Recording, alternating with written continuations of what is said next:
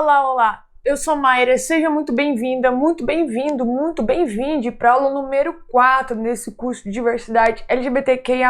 Hoje a gente vai começar a falar sobre a sigla e pela sigla ser um pouquinho complexa, a gente vai dividir esse vídeo em 3 ou 4 partes, ainda tô vendo aí, mas nesse vídeo, na parte 1 dessa aula sobre a sigla, a gente vai falar sobre a melhor representatividade dela e também sobre orientação afetiva sexual. Eu espero que você goste, curta esse vídeo e compartilhe aí com a galera. Uma boa aula pra você. Até mais. Tchau, tchau. Olá, pessoal. Seja bem-vinda para mais um módulo 3 sobre composição de uma pessoa colorida. E a gíria desse momento é babados sobre uma POC. Babado, claro, é uma gíria que a gente usa para falar sobre fofoca, conversa, eu preciso te contar um babado, menina, eu preciso te contar algo que é uma notícia surpreendente, assim. E POC, chamada POC, que era usada para as gays periféricas, né, que elas usavam salto alto e aí durante a semana ou final de semana elas vinham pro centro, então elas desciam o morro fazendo barulho do salto de POC. E as pessoas tiraram o POC e ficou só o POC. Então, todo mundo acabou usando POC para significar gay, mas também, hoje está mais abrangente também, e usando para significar pessoa LGBT. Então, na verdade, essa ironia dessa gíria aqui é pra gente falar, tipo, sobre quem a gente é mesmo, né? Sobre o que a gente quer expressar no mundo e como a gente se identifica. E essa aula é a aula mais importante do curso. É a aula que todo mundo pega, que todo mundo se confunde e tudo mais. Então, eu resolvi fatiá-la em 3 etapas pra gente aprender com calma e paciência. Então, a gente vai entender sobre orientação afetiva sexual e a melhor representação a gente vai ver agora, né? Depois você vai ter uma aula só sobre identidade de gênero e depois a gente vai ter uma aula sobre genital, corpo e sexo, expressão de gênero, outras siglas e tem um bônus aí fenomenal que se você tá na área de membros, claro, já deve ter olhado ali. Mas, cara, não pula, sabe? Não vai pros bônus antes, porque esse curso foi construído realmente para você ter um conhecimento e ir agregando aos poucos e entender sobre sigla e quebrando todos os preconceitos e dúvidas que você vai tendo, sabe? Se você pular já para os bônus, você não vai entender nada do que aqueles bônus estão ali e por que eles fazem sentido. Ok, você vai entender porque é um vídeo e tudo mais, mas a construção do pensamento, a construção do aprendizado para esses bônus faz todo sentido nessas 3 aulas. Então chega de conversa e vamos lá. Uma coisa que sempre acontece comigo é as pessoas perguntando qual é a melhor forma de representar uma pessoa LGBT, né? As pessoas tentam usar sempre uma melhor representação para tentar falar sobre as partes que compõem a pessoa LGBT. E usa muito aquele biscoito, boneco de gênero, não sei se você conhece, vou colocar aqui nas imagens Google para te explicar melhor qual é. É esse aqui, cara, esse biscoito é horroroso. Eu não sei quem é que usa isso ainda. Se você usa na sua empresa, na sua escola, por favor, para de usar. Primeiro porque ele já tem várias coisas ali que já estão atrasadas. E segundo, cara, ninguém representa uma pessoa com um biscoito, né? A gente usa biscoito na gíria que você aprendeu na outra aula, mas a questão do biscoito em si é horrível. Você já viu alguma representação de homem e mulher com biscoito? Vou colocar aqui, só pra gente ter uma base. Homem e mulher. Olha, eu juro pra você, não tem nenhuma imagem aqui que é um porra de um biscoito. Desculpa a boca, mas é verdade, ó. A gente só tem casais felizes, ou então, tipo, um símbolo de homem e mulher, de gênero, né, do banheiro, mas não tem nenhuma imagem de biscoito. Então, por que vocês insistem em usar aquele horroroso daquele biscoito para falar sobre pessoas LGBTs? Eu trouxe uma sugestão que tá também no extras aqui desse vídeo, eu subi lá no meu blog, e é isso daqui. Esse infográfico não foi feito por mim, mas foi feito pelo G1. Eu acho que ele ainda precisa de algumas atualizações, eu colocaria, como, por exemplo, a questão da orientação, eu colocaria orientação afetiva sexual e não só orientação sexual, mas ele é muito melhor, e ele é muito mais explicativo, e muito mais bonitinho do que aquele horroroso daquele biscoito. Então, por favor, vocês podem salvar, o link, como eu disse, está também aqui no materiais extras, pode usar pra cima e pra baixo, óbvio, não tira a logo do G1, porque foi eles que fizeram, então eles merecem todos os créditos do mundo. Então, compartilha aí e usa esse infográfico e não aquele horroroso do biscoito. E aí a gente vai ter também algumas etapas que a gente vai falar aqui, e eu coloquei algumas outras mais, não só a drag queen, mas a gente vai falar sobre identidade de gênero, a gente vai falar sobre orientação afetiva sexual, genitália e corpo e sexo, que eu gosto de falar também, expressão de gênero, e drag queen a gente vai falar também, e vai falar sobre mais outras coisinhas aí que compõem essa aula complexa e super profunda. Então bora lá, né? Agora que a gente já chegou aqui e falou sobre a melhor representação, a gente vai falar sobre a orientação afetiva sexual. A orientação afetiva sexual, eu te trouxe 3 etapas. A primeira, como eu disse, eu gosto de falar muito sobre orientação afetiva sexual, né? As pessoas usam muito orientação sexual. Tá errado? Não, não tá errado. Mas o corretíssimo é a orientação afetiva sexual. Por quê? Porque quando a gente fala de orientação, é aquilo que você, ao longo do seu tempo, foi se orientando, foi experimentando, foi se questionando, foi se entendendo dentro daquele outro aspecto. E esse aspecto é emocional, é afetivo, é de sexo, é de lifestyle. Por que eu digo tudo isso, né? Porque geralmente a gente fala muito sobre orientação sexual focando só sobre o sexo, ou seja, só com quem eu vou pra cama. E não é nada disso. Vou dar um exemplo meu. Eu, Mayra, sou uma menina lésbica. A partir do momento que eu me oriento como menina lésbica, a minha prática sexual vai ser diferente de uma pessoa hétero.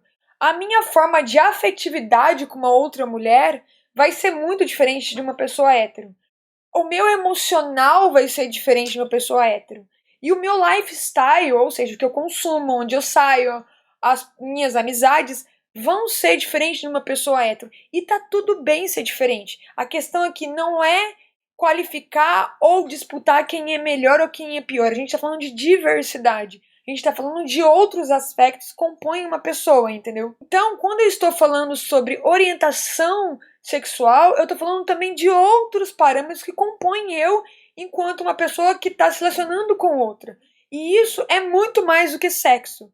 Por isso que eu gosto de usar orientação afetiva sexual como o pessoal da gringa já tá usando hoje em dia, sabe? Mas se você se deparar ou se estiver usando na sua empresa orientação sexual, tá tudo bem. Eu tô falando só para você começar a usar orientação afetiva sexual porque já é mais correto, é corretíssimo.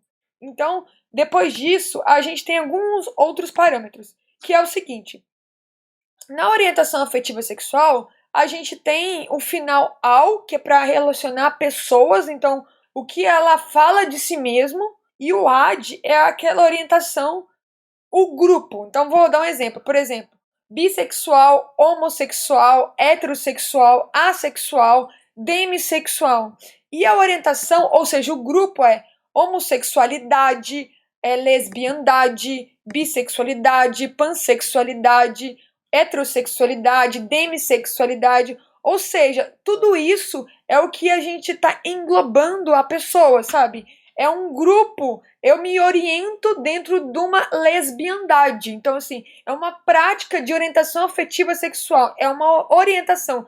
Agora, eu, Mayra, sou homossexual ou sou lésbica, né? E aqui a gente tem uma diferença também, né? Que a gente tem o gay, que não é o final ao, mas a gente é uma palavra usada da gringa, e para as meninas, né, lésbica, né, que nesse caso é o único caso que foge, né, do final ao, mas entra dentro da categoria homossexual. Então, eu sei que você deve estar se perguntando, né, o que é uma pessoa demissexual? A pessoa demissexual é aquela que se relaciona com a outra só quando ela consegue ter um laço de afetividade, de emocional, de intelecto e tudo mais, né?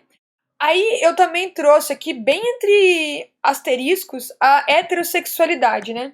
Porque, na verdade, a gente está falando sobre o universo LGBT. E óbvio que dentro do universo LGBT não cabe a heterossexualidade. Mas eu trouxe aqui porque é uma prática de orientação afetiva sexual. É uma prática que não está dentro do universo LGBT, mas é uma prática de orientação afetiva sexual. E tem milhares de práticas, tem milhares de denominações, e eu só trouxe algumas aqui pra gente discutir.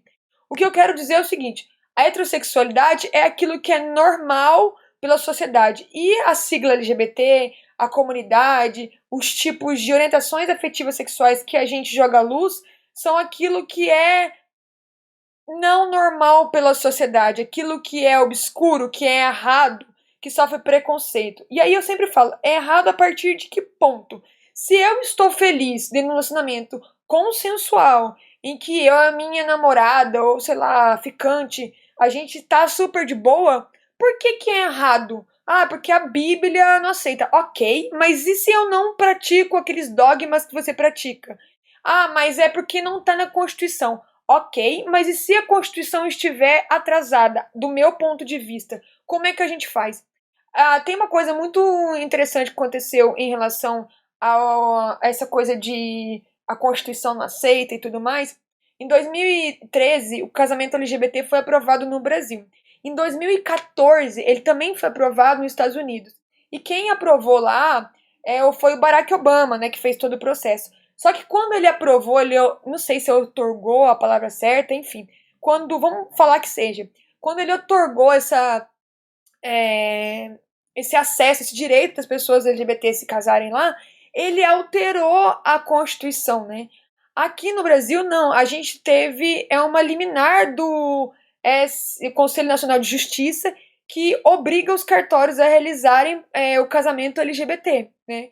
Então, ainda é uma discussão sobre isso de não estar na Constituição, a família que compõe a Constituição é homem e mulher, porque não foi alterado como deveria. O Brasil deveria ter alterado na Constituição, e aí, claro, tem que ir pelo parlamento e tudo mais. A gente já conversou sobre isso, como isso vai ser muito difícil quando a gente tiver um congresso parlamentares fundamentalistas e LGBTfóbicos, mas a gente chega lá ainda. Eu acredito muito nisso. E então, os Estados Unidos, eu falo sempre que ele deu um passo à frente, enquanto o Brasil não conseguiu dar esse passo, mas a gente está no futuro ainda. Eu tô te falando tudo isso pra gente entender por que algumas coisas ainda estão emperradas e atrasadas. Principalmente essa questão de, tipo, não é aceito na Constituição. Tá, mas eu acho que a Constituição tá super atrasada, principalmente em relação à Constituição dos Estados Unidos, né?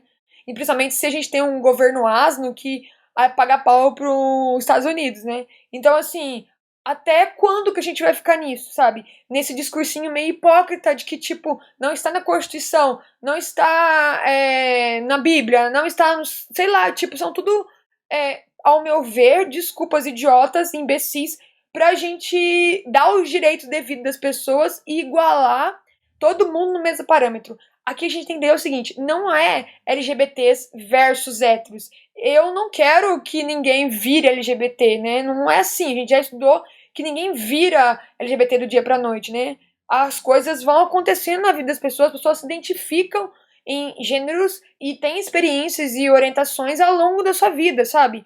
Não é tipo, vamos implantar o comunismo gay e tudo mais, essas coisas não existem, não existe uma madeira de piroca, gente, pelo amor de Deus, né?